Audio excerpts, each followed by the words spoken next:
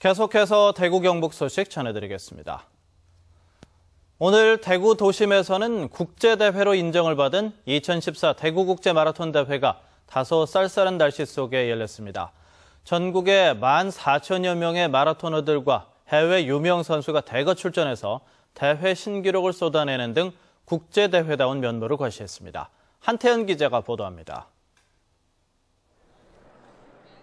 출발선에서 기다리던 선수들이 총성과 함께 일제히 달립니다. 빼곡히 들어선 빌딩 사이로 선수들은 저마다 자신들의 기록 경신을 위해 혼신의 힘으로 질주합니다. 다소 쌀쌀했지만 대회 신기록을 내기에는 더할 나위 없는 날씨였습니다. 지난해부터 국내 유일의 실버라벨 대회로 격상된 2014 대구 국제마라톤 대회에서 에티오피아 에데인 선수가 2시간 6분 51초의 대회 신기록으로 우승을 차지했습니다. Yeah, my target time, my plan, 206. So I ran 206. So I'm happy. 에데인 선수를 포함해 에티오피아와 케냐 출신 등 모두 5명의 선수가 대회 기록을 경신했습니다. 2시간 10분 이내에 세계적인 선수들이 참가한 엘리트 코스 옆에는 마라톤 애호가 14,000여 명이 풀코스와 10km 건강 달리기 대회에 참가해 성황을 이뤘습니다.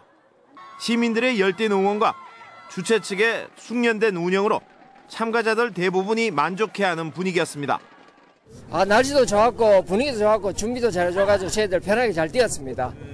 조금 복잡한 건 있는데 참여 인원수가 많으니까 흥도 많이 나고 재밌고 응원해주니까 더 좋고 그렇습니다. 한편 한국 선수로는 한국 체대 소속 강성권 선수가 2시간 16분 24초를 기록하며 국내 부분 1위로 골인했고 인천시청 김선혜 선수가 2시간 34분 19초로 국제 부분 여자부 전체 5위, 국내 부분 1위를 차지했습니다. MBC 뉴스 한태현입니다. 반값 등록금은 언제 시행할지 감감무소식이고 무거운 학비 부담에다 반값마저 계속 올라서 대학생들의 고민이 커져가고 있습니다. 동료 학생들의 반값 부담을 조금이나마 덜어주기 위해서 지역의 한 대학 총학생회가 보다 싼 값에 방을 얻을 수 있도록 팔을 걷어붙이고 나서 관심을 끌고 있습니다. 양관희 기자가 보도합니다. 대학교 4학년 이동욱 씨는 3평이 채 안 되는 고시텔에 거주하고 있습니다. 단기 아르바이트도 하고 장학금도 받아봤지만 이 씨에게 고시텔 집세는 큰 부담입니다. 학생 입장에서는 갑자기 이제 구하기 힘든 돈이니까 보증금이 어떻게 보면 구하기가 제일 힘들죠. 그래서 이제 혼자 사는 것보다 이제 방 하나에 이제 남자들 같은 경우에는 이제 2명이서 같이 살거나 해서 반반씩 나누어 내고 이런 경우가 많죠. 대구 지역 대학가 원룸촌의 1년치 평균 방값은 약 400만 원, 많은 곳은 600만 원 수준입니다. 주거 비용에 부담을 느끼는 대학생들이 늘자 지역의 한 대학 총학생회에서 착한 자취방 제도를 내놨습니다. 총학이 직접 대학가 주변 원룸 주인들과 협의해 방 한두 개를 주변 시세보다 싼 가격에 형편이 어려운 학생들에게 제공하는 겁니다. 착한 자취방에 동참한 곳은 21곳에 이르는데 적게는 수십만 원에서 많게는 200만 원 가까이 가격을 낮춘 곳도 있습니다. 올해 처음 시작해 시행착오도 많이 겪었지만 다음 학기엔 더 많은 착한 자취방을 제공할 계획입니다. 기숙사가 떨어지고 난 예비 후보생들이 많거든요. 그래서 그 친구들이 방을 못 구하고 이렇게 진짜 어쩔 수 없이 기차를 타고 통학해야 되는 친구들도 있기 때문에 그런 친구들을 위한, 그런 학우들을 위한 좀 제도라고 봐주시면 될 것 같고. 반값 등록금 공약은 감감무소식이고 집값은 많이 오른 요즘 착한 자취방이 성공적으로 대학가에 정착해 학생들의 부담을 덜어줄 수 있을지 주목됩니다. MBC 뉴스 양관입니다. 전국의 9개 서원으로 구성된 한국의 서원이 내년도 세계유산 신청 후보로 결정된 가운데 등재 신청서 작성을 위한 현장 점검이 도산서원과 병산, 소수서원에서 진행됐습니다. 등재 신청서에 기재할 내용을 점검하고 보완하기 위한 조치였습니다. 정윤호 기자입니다. 한국의 서원을 세계유산에 등재하기 위한 추진단의 젠 걸음이 시작됐습니다. 한국의 서원 세계유산 추진단은 안동의 도산서원과 병산서원, 영주 소수서원을 차례로 돌며 등재 신청서와 보존관리 계획서의 초본을 점검했습니다. 이번 점검에는 전 유네스코 세계유산위원회 의장도 함께 했습니다. 추진단은 이번 세계 서원을 끝으로 전국 9개 서원에 대한 현장 점검을 마치고 등재 신청서와 보존관리 계획서 작성에 들어갈 예정입니다. 9월에 문화재청에 등재 신청서와 보존관리 계획서를 제출하고 내년도 1월에 유네스코에 최종적으로 그 영문 신청서를 제출할 예정입니다. 올 9월쯤 문화재청에 등재 신청서가 제출되면 2차례의 국내 예비 실사도 진행됩니다. 유네스코에서 이제 세계유산 실사를 내년도 중순쯤에 진행을 하고요. 최종 결정은 내후년도 그 7월경 그 세계유산위원회에서 결정이 됩니다. 전국 9개 서원으로 구성된 한국의 서원은 강학과 재래의 독특한 기능성과 건축물 배치에 통일성이 있다는 점에서 등재 가능성이 높은 것으로 관측되고 있습니다. 한국의 서원은 올 1월 등재 신청을 두고 백제 역사유적지구와 치열한 경합을 벌였으나 신청 순위에서 밀려났고 내년 1월 신청에서도 서울의 한양도성과 경합을 벌일 것으로 예측됐으나 다행히도 내년도 신청에서는 밀려나지 않았습니다. MBC 뉴스 정윤호입니다. 올해 상반기 중에 대구 지역에서 아파트 9,500가구가 더 분양됩니다. 주식회사 삼정이 대구시 북구 칠성동에 아파트와 오피스텔 713가구를 분양하는 것을 비롯해 이달 안에 서한과 우방이, 동구, 신서동, 혁신도시 등 3개 단지에 1000여 가구를 분양할 예정입니다. 다음 달에는 수성구 범어동과 달성군 테크노폴리스에 4개 단지를 분양하는 것을 비롯해 상반기 중에 13개 단지 9,469가구가 더 공급됩니다. 올 들어 지금까지 대구에서는 아파트 5,200가구가 분양됐는데 연말까지 공급 물량이 19,000가구에 이를 것으로 전망됩니다. 대구를 찾는 중화권 관광객이 늘고 있습니다. 대구시에 따르면 올 들어 2월까지 2달 동안만 중국과 대만, 홍콩에서 관광객 12,200여 명이 대구를 찾아 지난해 같은 기간보다 56%가 늘었습니다.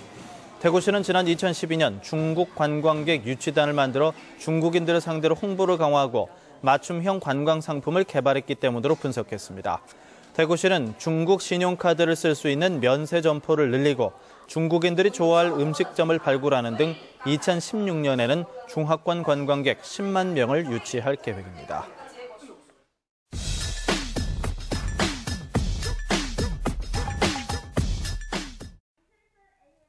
안녕하세요. 엠벤지기 정미옥입니다.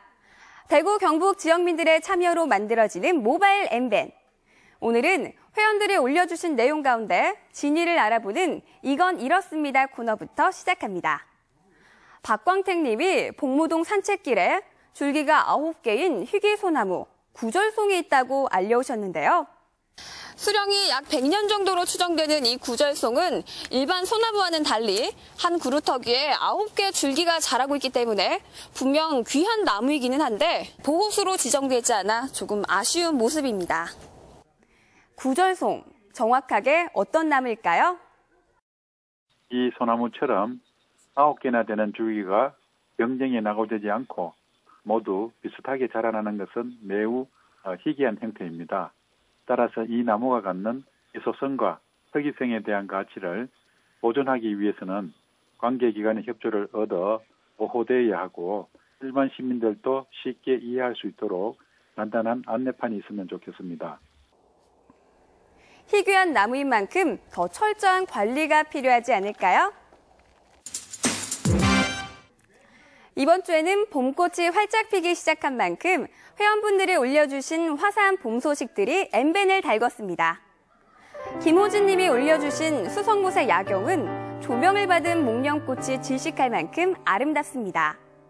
김홍재 님은 봄을 시샘한 한나절의 꽃샘추위로 눈처럼 흩날린 벚꽃의 또 다른 모습인 꽃비가 내린 모습을 촬영해 빨리 와서 빨리 가버린 봄을 아쉬워했습니다. 최영철님은 영주 부석사 입구에서 노인들이 용돈벌이로 파는 각종 봄나무를 통해 봄을 소개해 주시기도 하셨습니다. 김태익님이 시티투어 버스 정류장에 적혀있는 영어 스펠링이 잘못되어 있다는 제보를 해주셨는데요. 더블데커가 맞는 말인데 철자에는 오자가 빠진 DUBLE라고 적혀 있습니다. 엠벤의 제보가 올라온 지 하루 만에 대구시는 잘못된 철자를 바꾸고 이렇게 오류를 수정했습니다. 대구시가 정비를 완료했다는 소식이 알려지자 많은 분들이 엠벤의 힘과 역할이 대단하다는 댓글을 올려 게시판을 달궜습니다. 많은 외국인들이 이용하는 버스 정류장인 만큼 이런 작은 실수는 있으면 안 되겠죠? 요즘 집값이 너무 많이 오르고 있어서 집을 사야 할지 아니면 조금 더 두고 봐야 할지 고민하시는 분들 많으시죠? 엠벤 회원님들을 상대로 조사를 해본 결과 이미 오를 만큼 올랐기 때문에 지금은 사지 않는 것이 좋다라는 의견이 45%로 가장 많았습니다. 다음으로는 부동산 화랑이 얼마나 더 계속될지 가을까지 더 지켜보는 것이 좋다라는 의견이 37%로 뒤를 이었고요. 부동산 화랑이 당분간 계속될 것이니 올해 봄에 집을 사는 것이 좋다라는 의견은 18%에 그쳤습니다. 지금까지 모바일 엠벤이었습니다. 오늘 낮 12시쯤 칠곡군 양목면 칠곡대로에 있는 자동차 플라스틱 제품 전문 생산업체에서 원인이 밝혀지지 않은 불이 나 공장 건물 한 개동 일부와 건물 밖 야산 산림이 불에 타서 소방서 추산 1억 1천여만 원의 자산 피해를 내고 1시간 반 만에 꺼졌습니다. 소방당국은 불이 나자 소방차 20여 대를 보내 진화에 나섰고 인근 야산에 불이 번지는 것을 막기 위해 소방 헬기를 동원했는데 연기와 유독가스로 어려움을 겪었습니다. 경찰은 화재 현장에서 퍽 하는 소리와 함께 불이 났다는 업체 직원들의 말에 따라 정확한 화재 원인을 조사하고 있습니다. 경북교육청이 감사의 실효성을 높이기 위해 대구와 대전 경남교육청과 교차 감사를 실시하기로 했습니다. 경북교육청은 교차 감사와 관련해서 지난해 대구와 대전교육청과 각각 업무 협약을 맺은 데 이어 올해는 경남교육청과 협약을 맺고 교차 감사를 하기로 했습니다.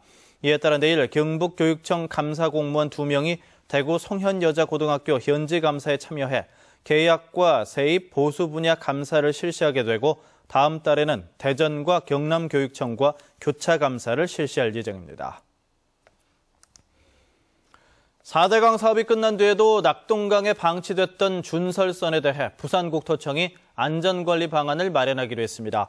부산지방국토관리청에 따르면 4대강 사업에 사용한 준설 장비 가운데 63대의 준설선이 낙동강에 정박하고 있습니다.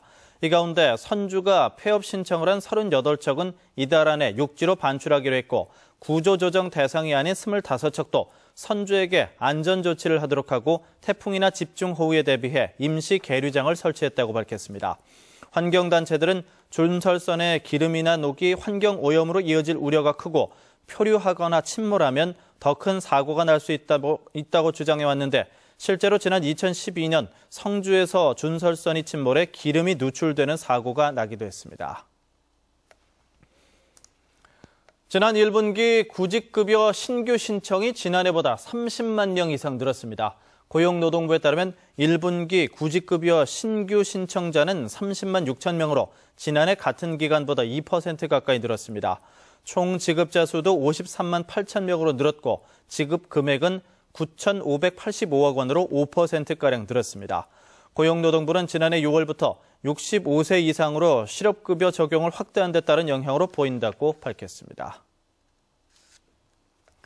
지금까지 대구 경북 소식 전해드렸습니다.